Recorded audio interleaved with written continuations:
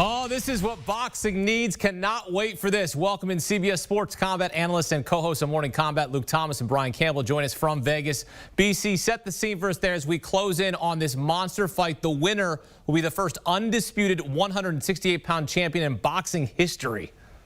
Well, let me tell you this, Canelo fans travel, so Las Vegas has a very green and red Mexican flair to it. It feels like a big-time fight week, and although most of this week's press events took a very relaxed tone, Friday's weigh-in seemed to amp it up back to where we wanted it, with both fighters during the face-off getting in each other's face, jawing, talking trash.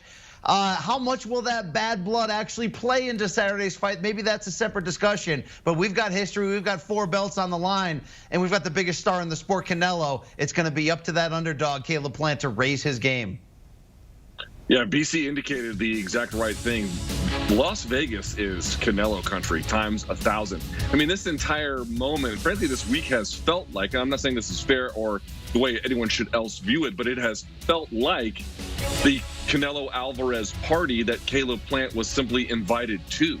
Obviously, he is a champion. He is a boxer that's deserving of respect. But you're just asking what the atmosphere is like. This is everything about Canelo, Canelo's fans, Canelo's moment in history, Canelo's stature in the game, and I could go on and on. Caleb Plant obviously wants to tip over the apple cart and change how things go. But you look around, man, this is a Canelo Alvarez pep rally that just won't stop. Canelo was challenged in his last fight against the previously undefeated Billy Joe Saunders in May. Alvarez landed a vicious uppercut in the 8th round that broke the orbital bone of Saunders. You guys just released a Canelo resume review on Morning Combat. Make sure you download and subscribe to that if you're watching this. Luke, he's collecting belts, not ducking opponents, Canelo. What do you make of his approach to the fight game? Yeah, it's utterly commendable, and Brian has been actually quite influential in my thinking about this. You know, when you get someone who's at this level in terms of his celebrity, where he is either the top star in boxing or maybe just behind Anthony Joshua, but certainly an enormous and global attraction, and yet what they are doing is not just trying to find those folks in their division who could give them a tough time. They're actually going up several divisions, 4 weights here that we're talking about, and it should be noted, if he ends up unifying at 168, this is not the highest that he's fought, but to unify at 168 when you were, when you were competing at 154, even less than that against Floyd Mayweather, and your power carries that far, your acumen carries that far. When you look at these guys, when he faces off with him, they are considerably bigger, and yet he is doing this as fast as he can and as hard as he can. Remember, 4 fights in 11 months. He's trying to unify at 168. No one's ever done that. I could go on and on. It is extra commendable what he has been up to. Yeah, the one thing Luke highlighted there is how active he is. Like, you can get the top stars to fight once, twice, if you're lucky, each year. In a pandemic, he's fighting 4 times in 12 months, going out of his way to just say, look, you've got something I want to meet you regardless of your style. That's how the face of the sport should operate. That's old school, and that's what Canelo's doing, and that's why it's very hard to criticize him. He's not only the pound-for-pound king, it's a wide gap between him and everyone else in a very good era of elite fighters. So this is Canelo's special run where he's crossing over of the man of now into one of the best men in history. It's just really how high can he climb while he continues to add belts. Canelo show indeed.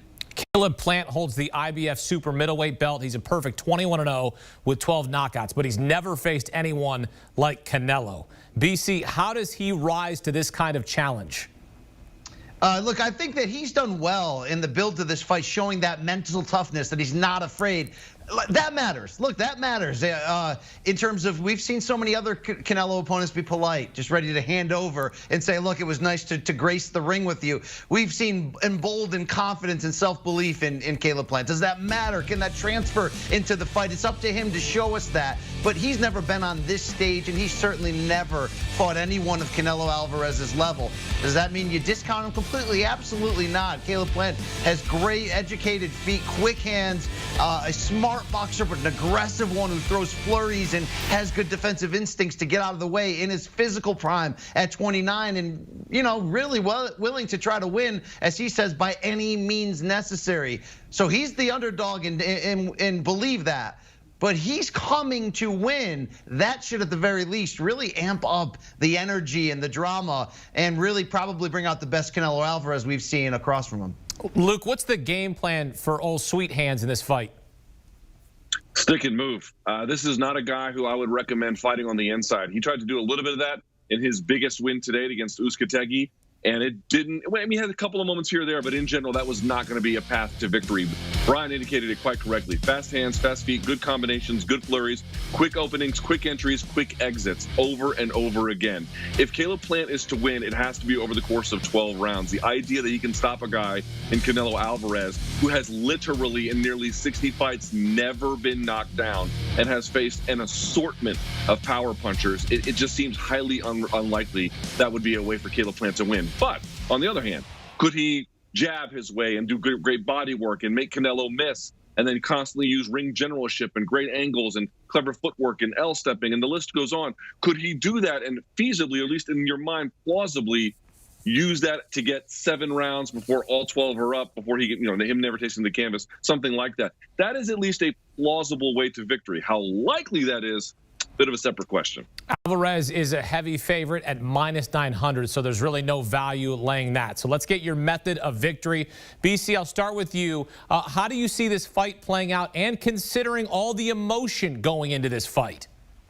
I think this is going to be good theater, a fast-paced chess match. The thing is, how long can Caleb Plant use that potential gap in speed and build up a lead? That's going to be the key part of it for me in seeing whether he can compete. I'm going to tell you this, Caleb Plant's probably better than you think he is, and he's probably going to, meaning, any critic out there, and he's probably going to show us that. But is that even enough to beat the best in the world, Canelo Alvarez? It's not.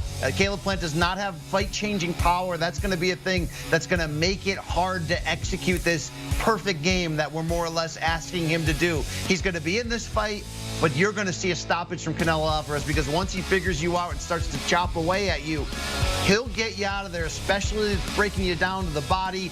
I think the over-under is the very interesting bet here. I'd put Canelo around a 10th round stoppage. So I'm taking the over at the end of the day, but that's the real intrigue. When will Canelo Alvarez figure Caleb Plant out, and how quickly can he get him out of there once he does? Yeah, Brian and I are in really complete agreement here. The thing I would highlight that everyone should be looking for is the range where this fight is being fought. If you see them up close and a guy like Plant can't really move around, that would be a very bad sign for him. But I think even if he does move, it's not going to go too well for him. 2 things to pay attention to. One, this is going to be a sort of a frog in the pot sort of scenario. At first, the water is not going to be boiling, but by the time it is and Plant realizes it, it's going to be too late. Plant might win a few rounds early. That is entirely possible, and frankly, even to an extent, likely. But as soon as Canelo makes adjustments, and that is exactly what he does, I don't like his chances over the long haul. The last thing I would say, pay attention to Canelo's body work. Independent of Caleb Plant, his body work is exceptional in the game. And also, when you've got a guy who can move their head and they're constantly getting out of the way, the body is still there to be hit. So you combine already Canelo's prodigious body attacks with the fact that that's exactly what he would need for this kind of an opponent. I don't see any way where Canelo doesn't at least put some heavy contributions on the rib roasters. Luke and BC in lockstep on Canelo in round 10 TKO. Plus 1,400. The winner will be the first undisputed 168-pound champion in boxing history. Main card, 9 Eastern time on Showtime pay-per-view. Men, thank you. Looking forward to it. Do you want a sports network that delivers everything that matters about the game? The highlights, the picks, the instant analysis. No yelling, no fake debates, no politics. Hit the subscribe button and never miss a moment.